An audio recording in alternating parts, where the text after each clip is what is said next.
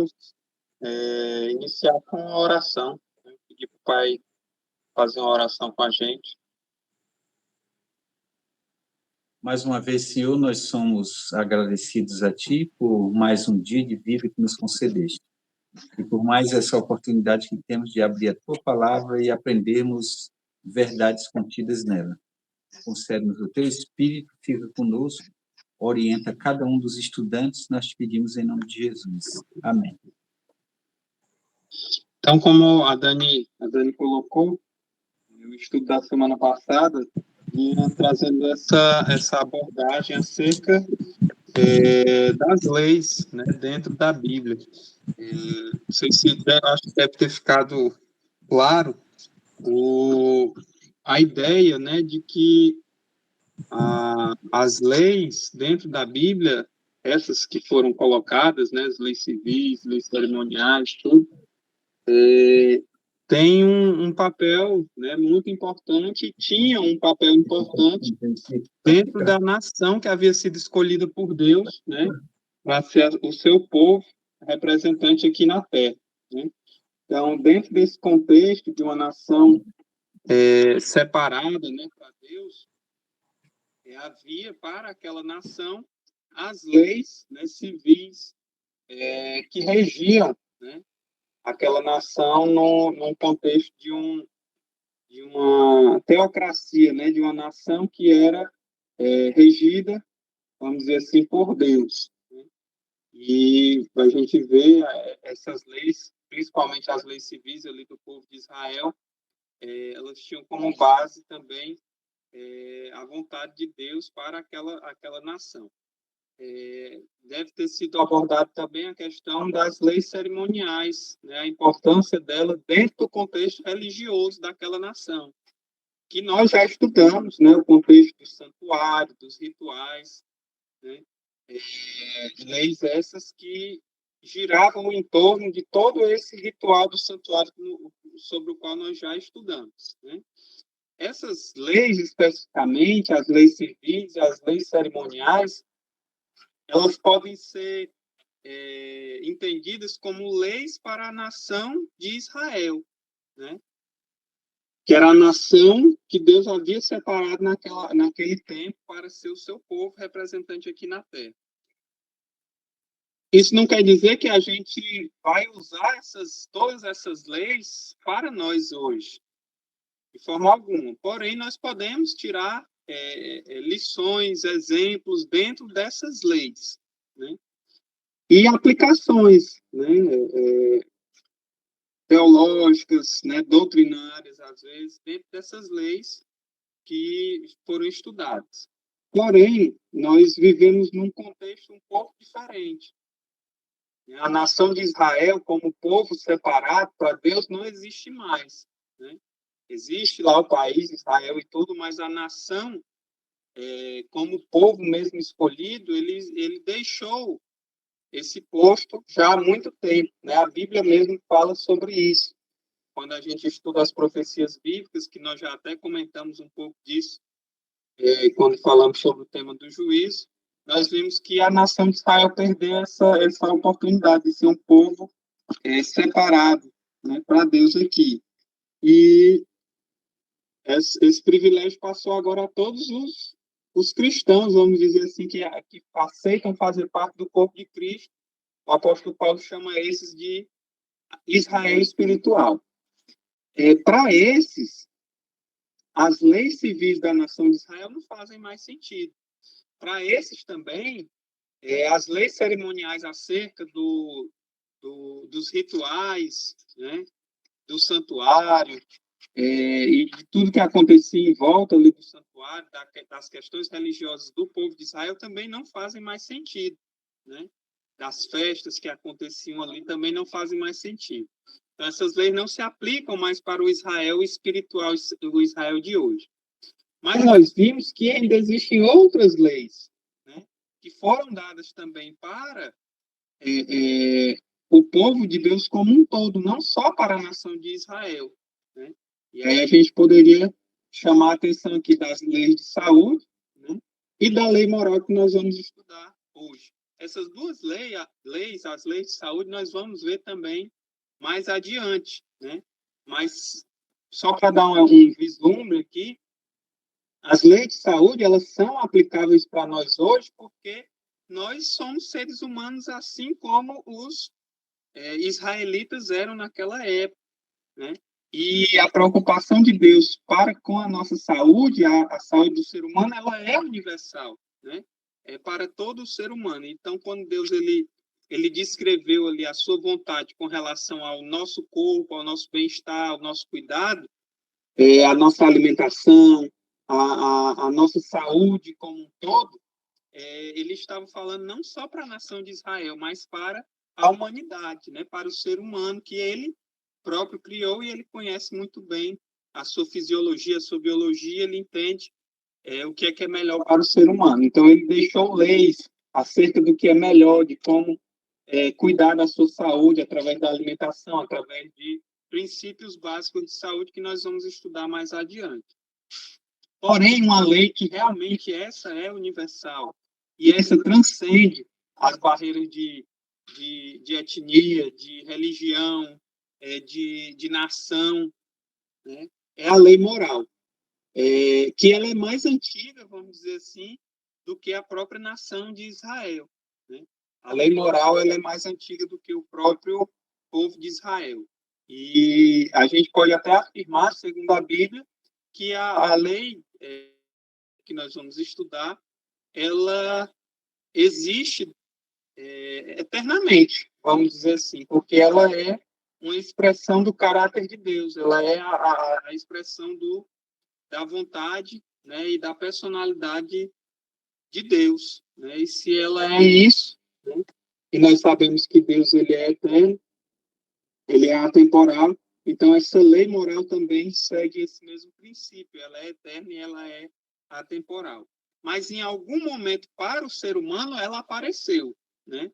Em um momento específico da história ela apareceu. E nós vamos estudar um pouco sobre essa lei, né? As características dessa lei, o que é que ela representa, qual é o objetivo dela e qual a importância da lei moral na vida do cristão de hoje em dia, né? Será que ela tem o mesmo peso que tinha para o povo no passado, né? Para os patriarcas, para Adão e Eva, para Abraão, né? Para esses personagens tão conhecidos da Bíblia? Será que ela tinha o mesmo peso naquela época e tem o mesmo peso hoje? Né? Qual é a finalidade da lei moral? Que lei é essa? Né? E se ela se relaciona com a nossa salvação? Porque, no final das contas, o objetivo principal de nós estarmos estudando aqui todos os sábados a Bíblia é entender um pouco sobre o caminho da salvação, qual a vontade de Deus para a nossa vida. E a gente vai entender hoje se a lei de Deus, a lei moral, ela faz parte desse processo também de salvação. Então, abra sua Bíblia em Êxodo, capítulo 20, a partir do verso 3, para a gente conhecer que lei é essa. Êxodo é o segundo livro da Bíblia, Êxodo, capítulo 20,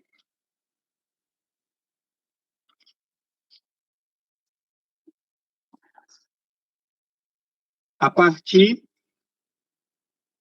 A gente pode ler até mesmo a partir do verso 1 para a gente entender o contexto, né? Até o verso 17. Eu gostaria que a gente pudesse ler esse texto todo para a gente compreender a importância do que está aqui escrito.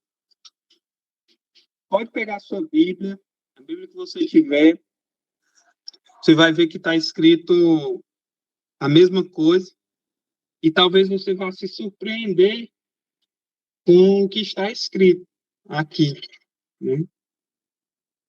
Talvez você vá reconhecer muita coisa e vá achar estranho algumas coisas que vão estar escritas aqui. O fato é que, independente da Bíblia que você tiver, você vai ver o mesmo texto aqui escrito, e essa é a lei de Deus que a gente conhece como os 10 mandamentos. em Êxodo capítulo 20, do verso 1 até o verso 17. Pode ler, pai, para a gente?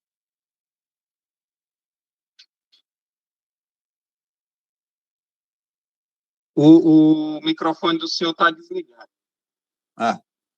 Então falou Deus todas essas palavras. Eu sou o Senhor teu Deus, que te tirei da terra do Egito, da casa da servidão. Não terás outros deuses diante de mim. Primeiro mandamento. Segundo, não farás para ti imagem de escultura, nem semelhança alguma do que há em cima nos céus, nem embaixo na terra, nem nas águas debaixo da terra. Não as adorarás, nem lhe darás culto, porque eu sou o Senhor teu Deus, Deus zeloso, que visita a iniquidade dos pais nos filhos, até a terceira e quarta geração daqueles que me aborrecem, e faço misericórdia até 1000 gerações daqueles que me amam e guardam os meus mandamentos. Aí vem o terceiro mandamento. Não tomarás o nome do Senhor teu Deus em vão, porque o Senhor não terá por inocente o que tomar o seu santo nome em vão. Aí o quarto mandamento. Lembra-te do dia de sábado para o santificar. 6 dias trabalharás e farás toda a tua obra, mas o 7º dia é o sábado do Senhor teu Deus. Não farás nenhum trabalho, nem tu, nem o teu filho, nem a tua filha, nem o teu servo, nem a tua serva, nem o teu animal, nem o forasteiro das tuas portas para dentro. Porque em 6 dias fez o Senhor os céus, a terra, o mar e tudo que neles há. E ao 7º dia descansou. Por isso o Senhor abençoou o dia de sábado e o santificou. Quinto, honra teu pai e a tua mãe, para que se prolongue os teus dias na terra que o Senhor teu Deus te dá. Sexto, não matarás. 7º, não adulterarás. 8º, não furtarás. 9º, não dirás falso testemunho contra o teu próximo. E o 10º, não cobiçarás a casa do teu próximo, não cobiçarás a mulher do teu próximo, nem o seu servo, nem a sua serva, nem o seu boi, nem o seu jumento, nem coisa alguma que pertence ao teu próximo. Então, aqui nós vemos, né, os 10 mandamentos, né, descritos um a um, né, aqui no livro de Êxodo, capítulo 20, especificamente do verso 3 até o verso 17. Né. No capítulo 31, você pode ir na sua Bíblia, mais adiante um pouquinho, capítulo 31, verso 18, nos é dito que, tendo acabado de falar com Moisés, né, no Monte Sinai, Deus, o próprio Deus, entregou a Moisés 2 tábuas de pedra com os 10 mandamentos escritos pelo próprio dedo de Deus, né? Então, esses mandamentos que o pai acabou de ler aqui em Êxodo capítulo 20 foram escritos não por Moisés, não por Abraão, não por Isaac, por Jacó, qualquer outro patriarca bíblico, mas especificamente pelo próprio Deus, né? Pelo próprio Deus, que entregou a Moisés aquilo que ele havia escrito em 2 tábuas de pedra, né? Ele fez isso no contexto ali da libertação do povo de Israel, da servidão que eles passaram ali 400 anos servindo como escravos no Egito, e ali Deus os liberta, né, e relembra para aquele povo, né, quem ele era, qual o seu caráter, né, e qual a sua vontade para aquela nação, né, e para o ser humano como um todo. E ele entrega ali para o líder daquela nação, que era Moisés, essas 2 tábuas contendo os 10 mandamentos, né? Aqui precisa ficar bem claro, né, que apesar de ter sido entregue para aquele povo, o conhecimento acerca dos 10 mandamentos era anterior à existência, né, da nação de Israel, né? muito anterior. Se a gente pegar ali do Gênesis em diante, um exemplo bem rápido, quando a gente estudou sobre a criação, nós vimos os dias da criação ali, um por um, que Deus havia criado, até chegar no último dia, né? E no sétimo dia, o sábado, Gênesis nos fala que Deus descansou naquele dia e santificou aquele dia, né? E, por conseguinte, os seres humanos, posteriormente, passaram também a santificar. É fato que quando Deus escreve aí os 10 mandamentos, no quarto mandamento, que você encontra aí no verso 8, ele diz o quê? Lembra-te, né?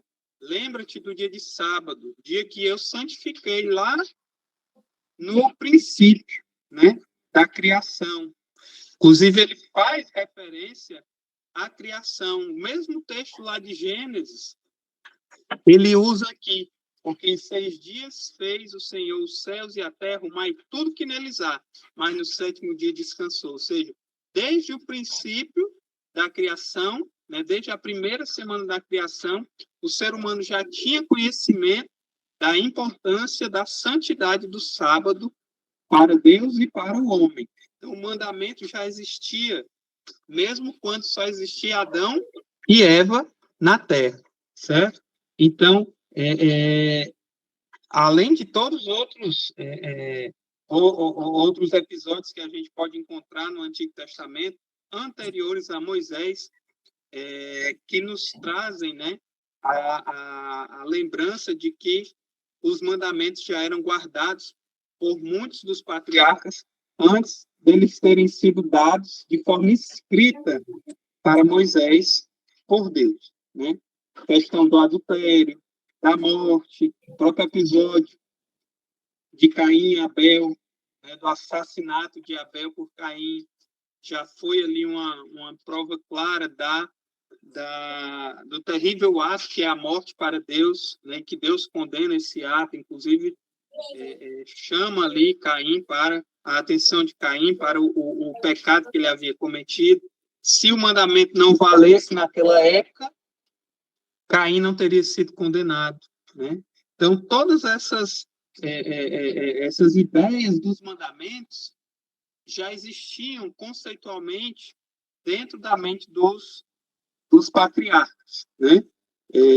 Inclusive de Adão e Eva. Eles já sabiam e ensinaram a seus filhos acerca da presença, né, dos mandamentos de Deus. Porque, na realidade, os mandamentos nada mais são do que uma expressão da vontade de Deus para o ser humano. Quando você analisa esse texto que nós acabamos de ler, você vai ver exatamente isso, né? Deus se preocupando de manter uma boa relação dele com o homem, e do homem para com os seus semelhantes. A gente vê exatamente Deus chamando a atenção do homem que Deus é o único Deus e somente ele pode ser adorado, né? E deve ser adorado. Mostrando ao homem que buscar a adoração de falsos deuses não o levará a nada, pelo contrário, né? Então, Deus chama a atenção nos primeiros mandamentos, nos primeiros 4 mandamentos, a adoração a si, né? Ele como sendo a única divindade que deve ser adorada, porque ele é o único Deus verdadeiro. Isso a gente vê nos 4 primeiros mandamentos. E no 5º mandamento em diante, a gente vê a preocupação de Deus na relação do homem para com seus semelhantes, né?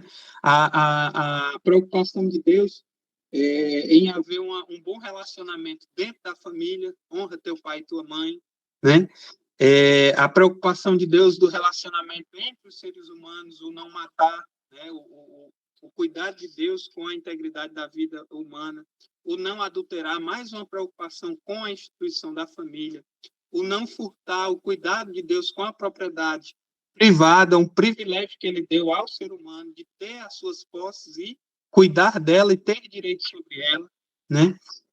O não furtar, o cuidado de Deus com a mentira e também com a condenação de inocentes, né? Quando ele fala aqui que não dirás falso testemunho contra o teu próximo, né? Deus mostrando aqui que quando a vida de alguém ou o futuro de alguém está em risco, a gente deve realmente ter a verdade do nosso lado e expressar essa verdade para a salvação das pessoas, né? E, por fim, né, o cuidado de Deus com a cobiça, né? Os desejos carnais, os desejos materiais, né? E o desejo daquilo que é do outro, né? Então, a gente vê que os mandamentos, esses 10 mandamentos, eles expressam de uma forma muito abrangente a vontade de Deus para a vida do ser humano, né? Aquele que anda de acordo com os 10 mandamentos, anda numa vida, vamos dizer assim, padronizada, né? Uma vida guiada pela vontade de Deus, porque esses mandamentos expressam a verdadeira vontade de Deus. Então, os mandamentos são esses, a lei moral de Deus são os 10 mandamentos que nós acabamos de ver aqui. Você pode também encontrar esses 10 mandamentos escritos da mesma forma lá em Deuteronômio, que é o último livro de Moisés, né? Deuteronômio também você encontra lá no capítulo 5, inclusive vem como a repetição dos 10 mandamentos, né? Escritos ali da mesma forma. E durante todo o restante da Bíblia, né, eles são trazidos, né, à lembrança do ser humano, né, por Davi, pelos profetas, né, pelo próprio Jesus, como nós vamos ver daqui a pouco, são trazidos aqui à lembrança do ser humano a importância da lei moral de Deus, a importância dessa lei para a vida e para o relacionamento, para a vida do homem, para o relacionamento do homem com Deus e com os seus semelhantes.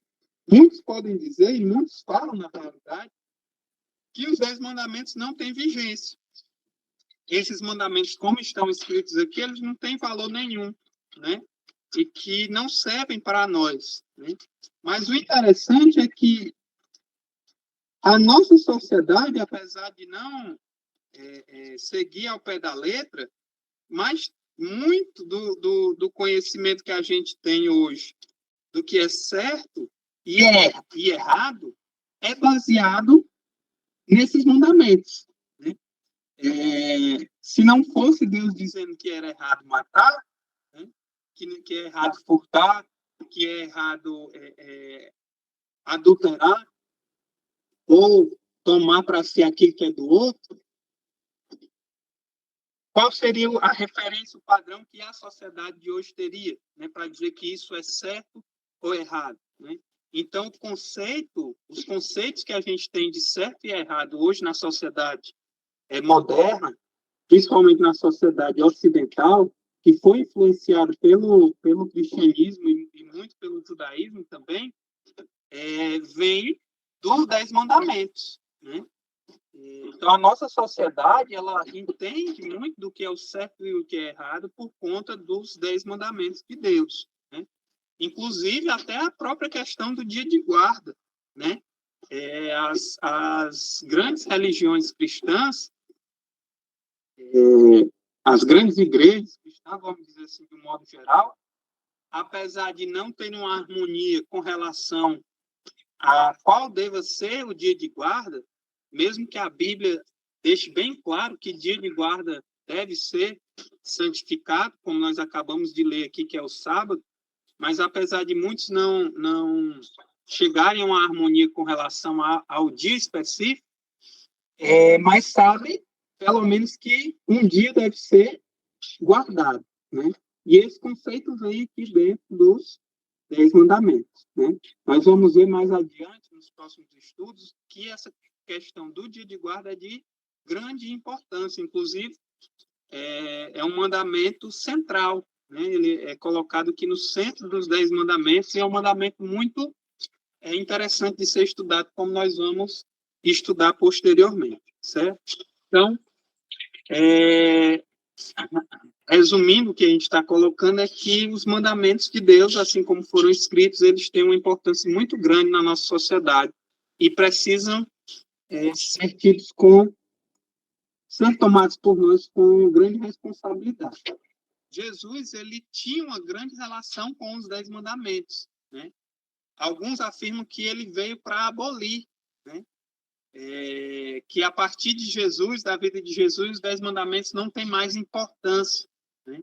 Nada mais falso, porque o próprio Jesus disse que não veio para abolir a lei. Pelo contrário, ele veio para cumprir. Enquanto o pai acha esse texto, pai, que eu acabei de citar, por favor, eu queria que vocês abrissem a Bíblia em Mateus, capítulo 22. Evangelho de Mateus, capítulo 22.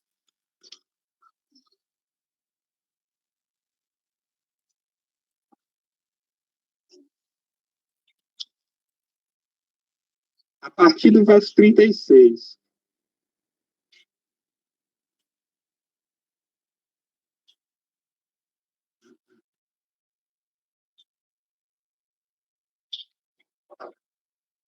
Então, Jesus, aqui no capítulo 22, a partir do verso 36, ele foi interrogado, né, por um mestre da lei, ou seja, por alguém que era conhecedor da lei de Moisés e dos mandamentos como um todo, e ele foi interrogado da seguinte forma, no verso 36. Perguntaram para ele, mestre, qual é o grande mandamento da lei? Né? Ele queria saber qual era o mandamento mais importante. E o que é que Jesus fez de forma sábia? Ele pegou esses 10 mandamentos, né, que eles conheciam de cor, e respondeu assim, verso 37. Amarás o Senhor teu Deus de todo o teu coração, de toda a tua alma e de todo o entendimento.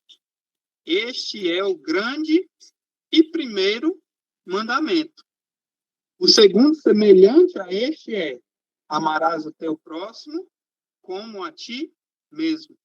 Destes 2 mandamentos dependem toda a lei e os profetas. Então, Jesus, de forma brilhante, ele pegou aqui e resumiu os 10 mandamentos. A essência trouxe para nós, dando uma resposta para aquele homem, qual era a essência, né? Qual era o cerne, qual era a norma norteadora, vamos dizer assim, daqueles 10 mandamentos. Como eles poderiam ser resumidos, como a gente poderia aplicar de forma prática, sem ficar ali pensando, fazendo conjecturas e tal, como é que iríamos aplicar de forma prática aqueles 10 mandamentos. E ele colocou, de forma prática, que os 10 mandamentos se resumem em quê? Em amar a Deus sobre todas as coisas, com toda a sua alma, com todo o seu entendimento. Isso é o que a gente vê nos primeiros 4 mandamentos, né? Como a gente já comentou, a relação do homem para com Deus, né? Ter a ele como único Deus, não adorar outros deuses, não fazer para si imagem de escultura e guardar o dia que ele separou para ser adorado, ser guardado. Então, amar a Deus, a forma correta, a forma que Deus pede para ser amado, passa por esses mandamentos. E Jesus resumiu e explicou dessa forma. E a segunda parte, do 5º ao 10º mandamento, Jesus resumiu como? Ama o teu próximo como a ti mesmo. É aquela história, fazer aos outros o que você gostaria que fosse feito com você. Foi isso que Jesus colocou aqui. E isso é explicado através ali dos mandamentos, da segunda parte dos mandamentos. Então, Jesus tinha essa relação com os mandamentos, e a gente vê que ele se aprofunda mais, né, nos mandamentos, na sua relação para com os mandamentos, não dizendo que eles estavam abolidos, pelo contrário, né, mostrando que eles eram válidos e eram exigidos do povo de Deus que os obedecesse. Pai, achou o texto, pai? Sim, achei. Mateus 5,17. Jesus diz o seguinte: não penseis que vim revogar a lei ou os profetas. Não vim para revogar, vim para cumprir. Porque em verdade vos digo que até o céu e a terra passem, nem um i ou um tio jamais passará da lei até que tudo se cumpra. Então, Aquele, Jesus, pois, que violar. Sim, pode falar. Aquele, pois, que violar um destes mandamentos posto que dos menores, e assim ensinar os homens, será considerado mínimo no reino dos céus. Aquele, porém, que os observar e ensinar, esse será considerado grande no reino dos céus. Então, Jesus ele deixa clara aqui a importância, né? Já naquela época, muitos, né, vinham questionar Jesus ou colocar que Jesus estava acima da lei de Deus, né? Por ele se colocar ali como Cristo, como Messias, muitos diziam assim, não, então se ele é o Messias, ele pode agora fazer o que ele quiser, né? Então, inclusive, os mandamentos não têm mais validade, vai ser agora a palavra dele. E aí o próprio Jesus coloca o quê? Que ele não veio para mudar os mandamentos, pelo contrário, veio para mostrar o seu real significado, né? Inclusive, ele diz que os mandamentos jamais passariam, né? Jamais passariam. Até o céu e a terra podem passar, mas nenhum i e nem o tio da lei passaria. Olha como isso mostra a grandeza dos mandamentos. Como eu falei lá no começo, Deus ele é transcendente, ele é atemporal, ele é sobrenatural, ele não está contido da natureza, né? Ele que é o originador de tudo isso. Então, ele não está limitado ao tempo e nem ao espaço. E a lei, como expressão do seu caráter, ela também carrega sobre si essas virtudes, né? Por isso que Jesus coloca o quê? O céu e a terra, que são entidades naturais, podem passar, podem deixar de existir. Mas os mandamentos, a lei, jamais passarão. Por quê? Porque elas têm em si a sua relação com o caráter de Deus, né? Elas expressam, a lei expressa o caráter de Deus. E assim como Deus jamais passará, a sua lei também não passará. Vai querer falar? Era só interessante que o próprio Jesus, ele fala isso e ele dá o exemplo, né? Nós formos lá para o livro, o Evangelho de João, no capítulo 15, no verso 10, nós encontramos lá a declaração de Jesus de que se guardardes os meus mandamentos, permanecereis no meu amor, assim como também eu tenho guardado os mandamentos de meu Pai e no seu amor permaneço. Então, ele como sendo Deus, ele tinha essa relação com os mandamentos, que era uma relação, vamos dizer assim, intrínseca, né? Por ser ele Deus, né, a relação dele com os mandamentos era de que aquilo era o seu próprio caráter, né? Então, ele não poderia, de forma alguma, dizer que os mandamentos não tinham mais validade ou não serviam mais de nada. Por quê? Porque ele estaria indo contra a sua própria natureza, o seu próprio caráter, contra o que ele realmente era. Inclusive, ele coloca ele como filho de Deus, guarda, né, os mandamentos de seu pai e permanece no amor dele com o pai por conta dessa guarda dos mandamentos. Mais uma vez perguntaram, né, outra vez, na realidade, perguntaram para Jesus, né, o que é necessário, né, para entrar na vida eterna. Chegaram para Jesus e falaram assim, bom mestre, né, que eu farei para herdar a vida eterna. E aí, isso está lá em Mateus capítulo 19, verso 17. E aí Jesus responde assim, por que me chamas bom? Por que me perguntas acerca do que é bom? Bom só existe um, que é Deus, né? E aí Jesus fala, se queres, porém, entrar na vida eterna, guarda os mandamentos, né?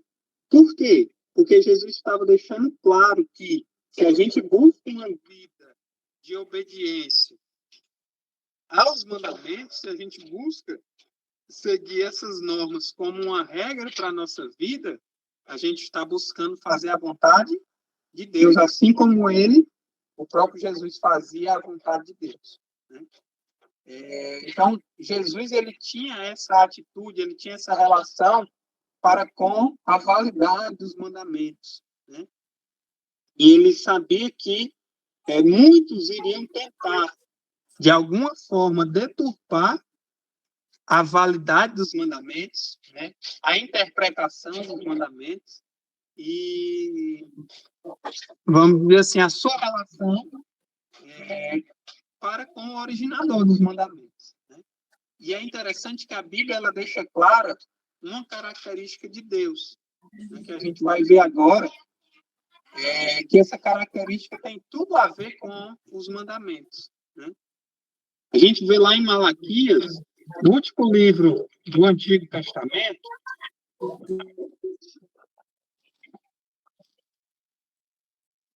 Malaquias capítulo 3,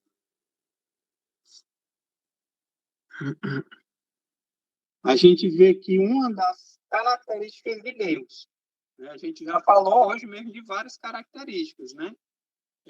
As mais conhecidas que a gente sabe é que Deus ele é todo poderoso, né, onipotente, ele conhece, sabe de tudo, ele é onisciente, ele pode estar onde ele quiser, né?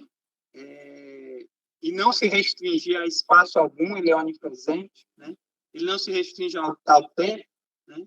Ele transcende qualquer coisa. Então, essas são características de Deus. Mas aqui no livro de Malaquias, no capítulo 3, no verso 6, o próprio Deus dá uma outra característica dele. No verso 6 ele diz assim, ó, porque eu, o Senhor, não mudo, né? Não mudo.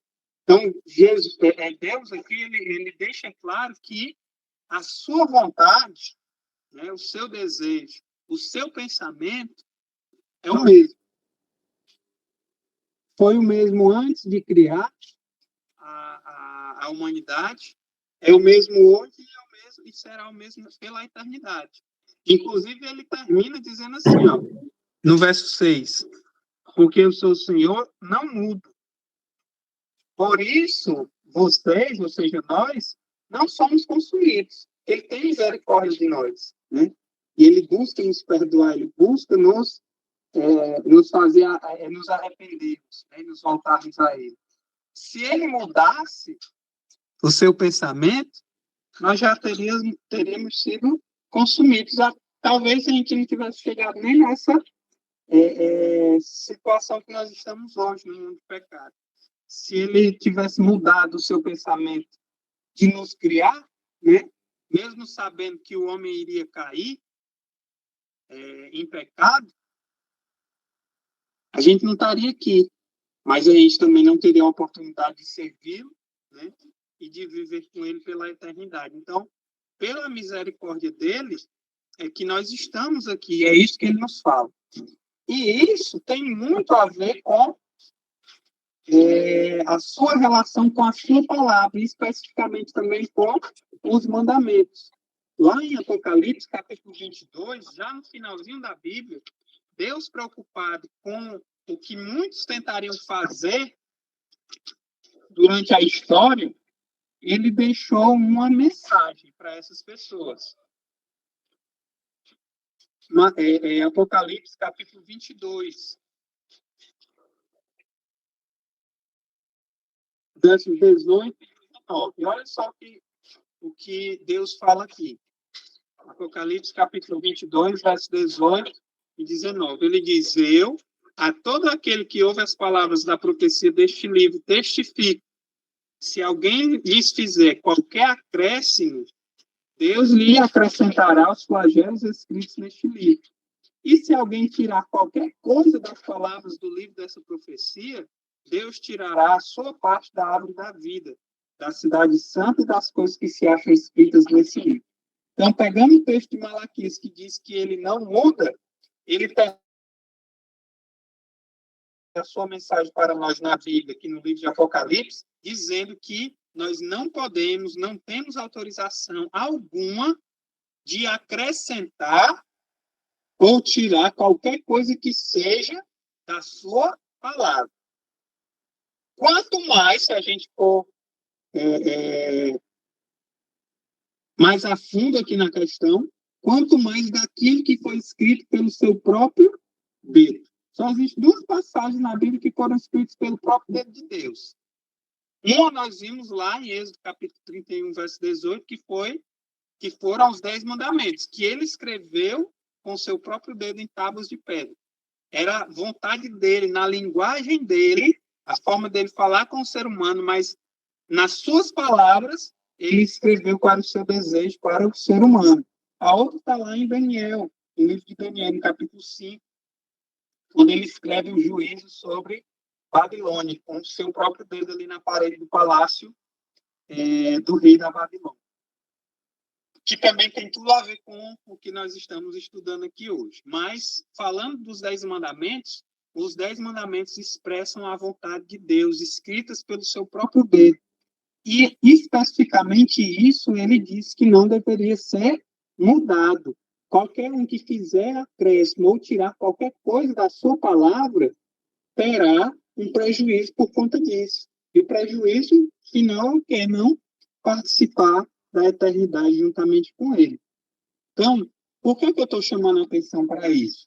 Porque em toda a história cristã e também do povo bíblico, nós vemos que muitas vezes tentaram mudar os mandamentos de Deus, a Bíblia, né? Mas de forma especial tentaram mudar os mandamentos de Deus. Se você já teve contato com esse termo dos 10 mandamentos, né? Eu acredito que, dependendo da sua origem, você pode ter tido contato com outros mandamentos diferentes desses que nós acabamos de ler aqui na Bíblia. Mandamentos diferentes, né? Você pode até ter se ficado surpreso ao ler que os 10 mandamentos da Bíblia são diferentes de alguns mandamentos ensinados por aí, né? Diferentes em vários aspectos, né? Que os mandamentos da Bíblia trazem, aparentemente, outros mandamentos que a sociedade meio que desconhece, né? Com relação, por exemplo, ao dia de guarda, né? Que a Bíblia explicitamente diz que é o sábado, o 7º dia, né? E muitos ensinam que é outro, inclusive colocam outros mandamentos dizendo que é outro dia de guarda. Ou com relação à adoração, né? A nossa relação para com a adoração, através de adoração de imagens, de escultura, que Deus explicitamente diz aqui nos mandamentos dele, que nós não devemos fazer imagens para adorar. Com relação à questão da cobiça, né? Que é colocado de outra forma em outros mandamentos, são separados. Então, nós vemos que, por alguns motivos que nós vamos estudar mais adiante, alguém foi lá e mudou o texto dos 10 mandamentos que havia sido escrito pelo próprio dedo de Deus e que ele havia dito que não deveria ser mudado, né? E nós vamos, mais no futuro, falar um pouco sobre isso, né? Sobre essas mudanças que ocorreram, né? Por quem, né? Quem fez essas mudanças e se isso é válido ou não. Mas só pelo que a gente estudou até agora, a gente sabe que mudar a lei de Deus não é uma prerrogativa do ser humano. Nem o próprio Deus faz isso, porque ele diz que não muda, né? Quanto mais um ser humano, um ser finito, mortal e pecador, querer mudar a lei de Deus.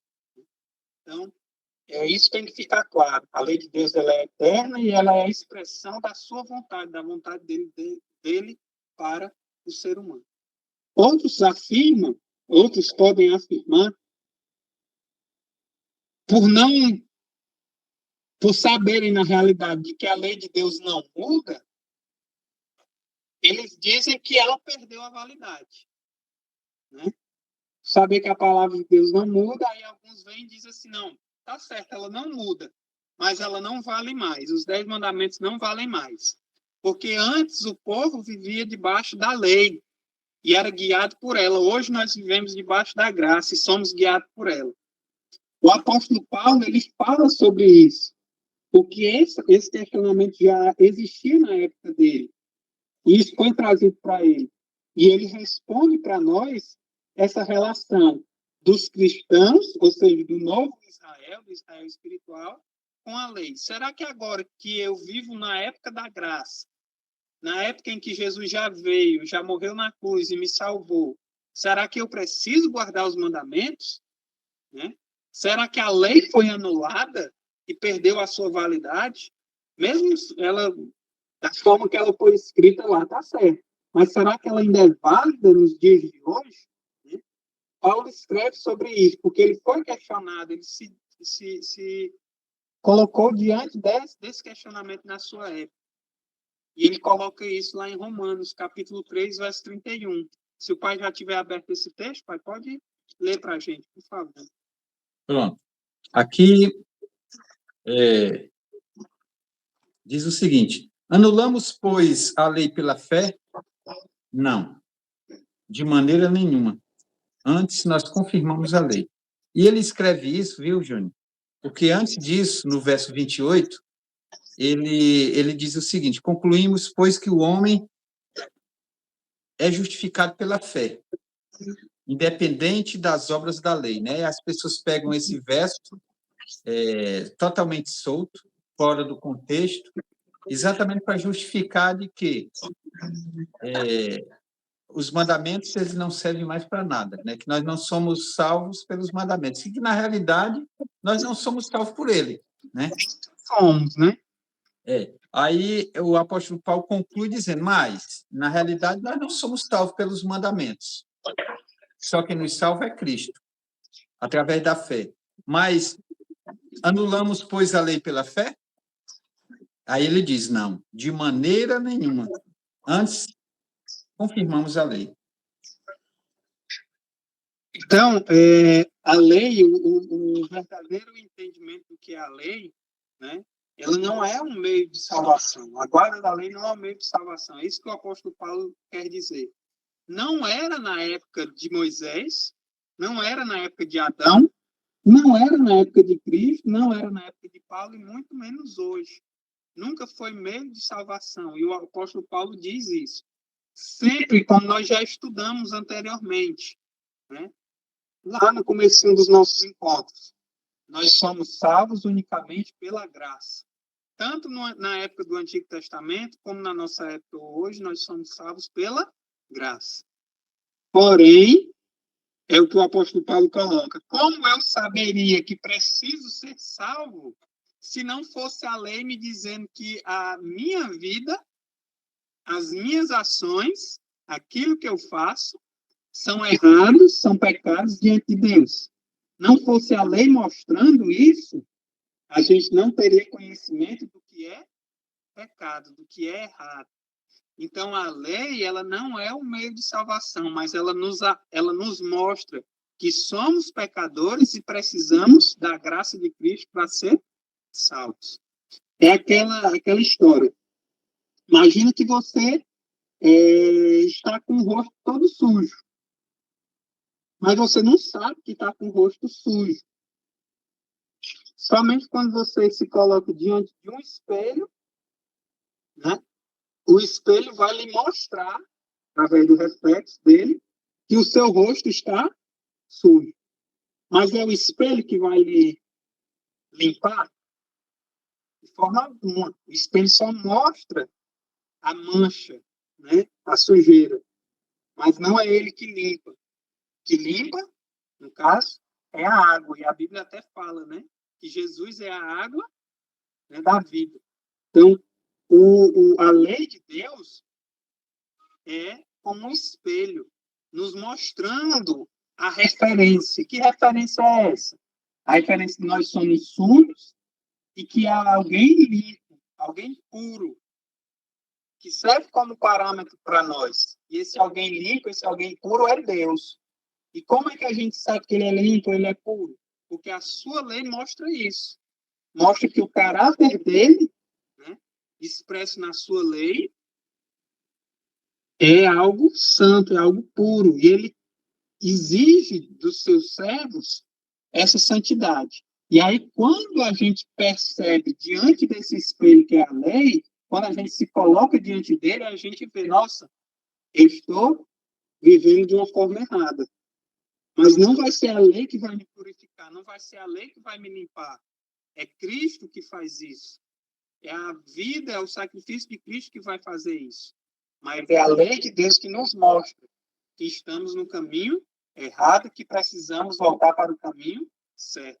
Por isso que o apóstolo Paulo coloca: somos salvos pela graça, mediante a fé. Mas a gente anula a lei por conta disso? Pelo contrário, a gente confirma o papel da lei, que nos levou em direção a Deus, aquilo que é realmente a vontade dele.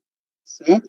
Então, o próprio apóstolo Paulo, mais adiante, em Romanos, no capítulo 7, no verso 12, ele diz: a lei é santa e o mandamento é santo, justo e bom.